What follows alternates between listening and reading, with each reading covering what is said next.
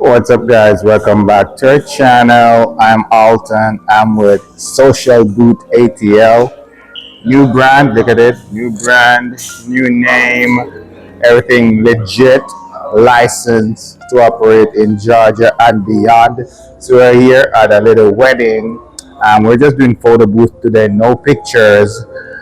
We roll. So this is a selfie booth. We just set it up and then we walk away. That's pretty much how this works.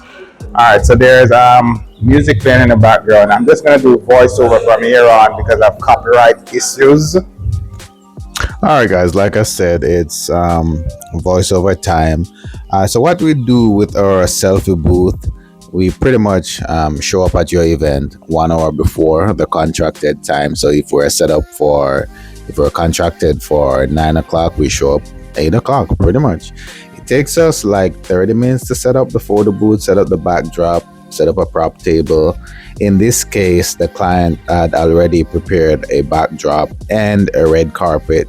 So it was just a matter of setting up the photo booth, the selfie booth. So what's a selfie booth, you may ask? A selfie booth is pretty much self-explanatory. Just like you take your phone and you take a selfie, that's pretty much what that is, right? It's a selfie booth, right? So I set it up. It's a digital device. You walk up before it, you see yourself on the screen. It pretty much gives you instruction: touch to start. You touch the screen. It takes 3 pictures, 4 pictures, however amount I set it to take, depending on the client and what the client wants. So the client would choose a template, right? And based on how many pictures are in the template, that's how we would set up the photo booth to work. So in this case, the client didn't want a template, so to speak. She just wanted some black and white pictures. So I just set it to take 4 pictures and then finalize it into black and white. So it was pretty much like a photo grid with 4 pictures. So she did not want anything written on it. Like, for weddings, they would have like Jack and Jill wedding, stuff like that. She didn't want anything on it. It was pretty much like a wedding reception because they were already married and they're doing the reception now. So that's what it is. But usually, even when they want the black and white, I would still put some sort of template on it. But she was like, no, I just want it plain. Give me the black and white. So my photo booth, once you take the 4 pictures, right, it gives you the option to email or text message the photos. I set mine to do both text and email, and it gives you option of single images, the images in the grid, like the 4 grid image, and then it also gives you something called a GIF or a GIF, whatever you guys want to call it. So you get 3 version, 1 text message with 3 version. All right. In this case, you see where I'm there. I'm setting up digital props because she didn't want any props, but I just set it to give digital props. It's a wedding and that's some props on it. So that's how I set it up. Right. So it all depends on what the client wants. It can also print, but this client just wanted digital, so no prints for this one. All right, so pretty much after most events like this, I usually just set up and I come back in however long, 4 hours time. In this case, it was 4 hours. But because I was like a hour away from the house, I decided to stick around. Usually I just drop it, go back home, do some stuff, then come back when I know the event is done. But I was pretty much outside, sitting in the car, doing my schoolwork. I had my MacBook with me. And occasionally I went inside just to take some video clips, just to do this behind the scene for you guys. All right, guys, so if you're watching this video this far, comment down below. Should I be doing more behind the scenes of my job? Because I do photography, right? Mostly weddings, and I do these photo booth events as well. Social Booth ATL, this is what I'm running at now. I have Alton Martin Photography, and then I kind of recently separated the photo booth section and calling it Social Booth ATL. Right, because this is a social booth, right? Photo booth business. So I supply 360 booth, the big mirror booth, the selfie booth, And I also have, I think I have like four photo booth. And it pretty much that's how I've been running it. Most times I have like two, three events per day, and I would go drop them off. And run around and then pick them up back after the event. Sometimes it's so hectic, I end up picking them up the next day.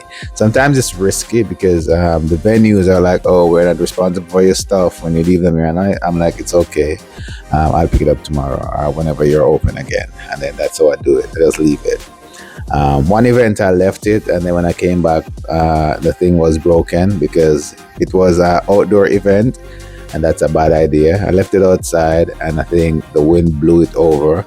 The wind blew over the backdrop. So the backdrop was set up outside with a sandbag, but then it was so windy that it knocked over the backdrop, and the backdrop knocked over the photo booth, the device itself.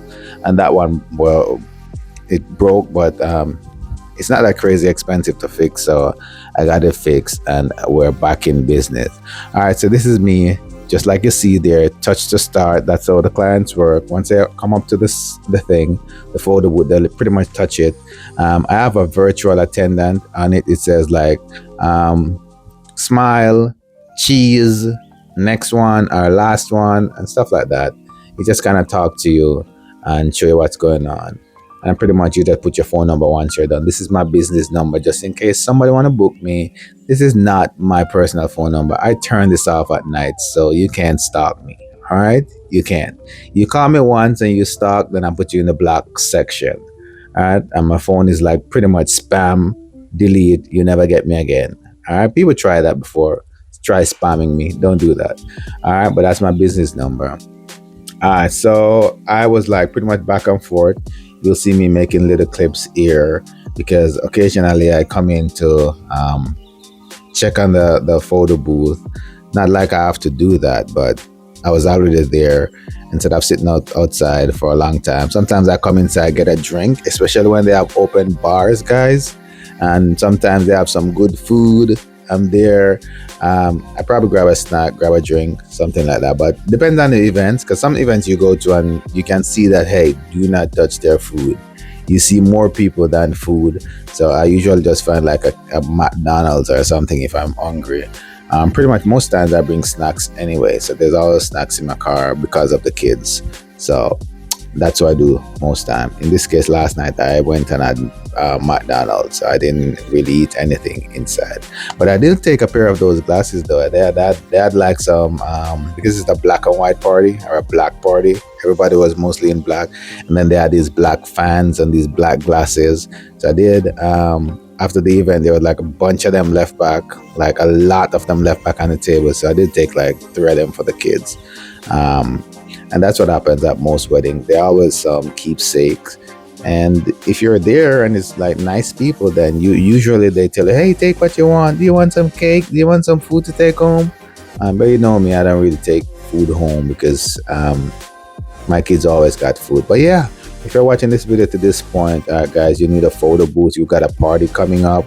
I service the whole Georgia. You understand? I'm not just in Atlanta.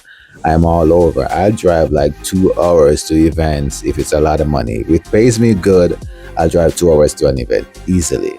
All right, but most times I try to book stuff around town, like no more than an hour drive, and that's how I kind of work in the area that I'm in.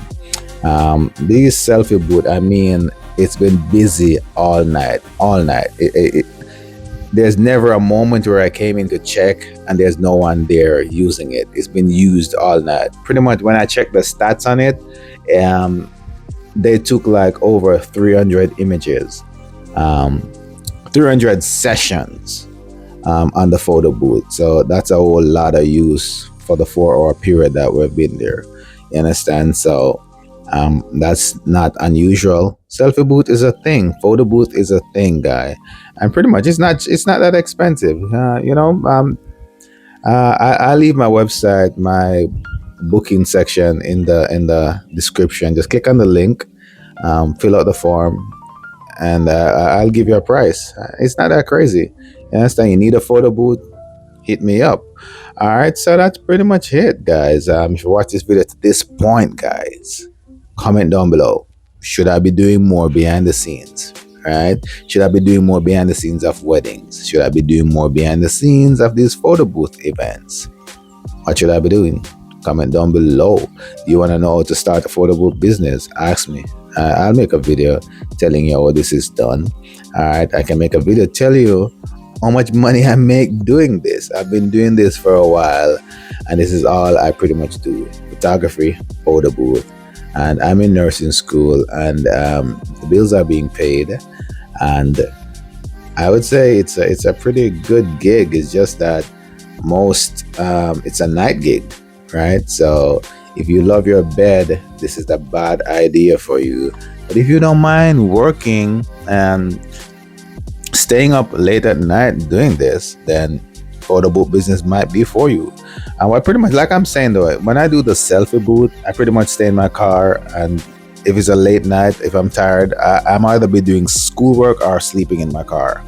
Or if it's nearby the house, then I just drop it, go back home, and then come back when the event is done. Right? Most times I do not stay inside unless there's a print. If the printer is set up, because it's electronics. It's very rare that I get a printer jam or something. But once I have a printer, I usually stick around because the printer is a big, heavy, 30-pound printer, and if somebody knocks that over, somebody's gonna get seriously hurt. All right, and with most events where liquor is, alcohol is, it starts out calm, but a few hours into the open bar, people start knocking over stuff. People taking their, once you see their ties start opening and they're taking off the jacket, you know that, hey, they're wasted and it's gonna be crazy. So, that's how we're doing it. It's crazy out here running this business, but all in all, it's fun. You get to meet new people. You get to be a part of people's special moments. So yeah, that's it, guys. So don't forget to like, share, and subscribe to our channel. And if you're new to the Martin crew, if you're new to photo, the Social Booth ATL, comment down below. Don't forget to like, share, and subscribe. And see you in the next behind the scene video. Tell me what I'm doing. Did I do a good job or not? Let me know below. Comment. Now it's time to pack up, and there's always somebody trying to get one last minute picture. They see that I'm trying to pack up, I turn the lights off and everything, and they're like, oh, let me get one last picture in. But yeah, that's the end of it, guys. It usually takes me 20 minutes to pack up, 30 minutes to set up, 20 minutes to break it down, and then everything fits in that little case, and then I'm out of here. That's pretty much it. See ya. Don't want to be ya.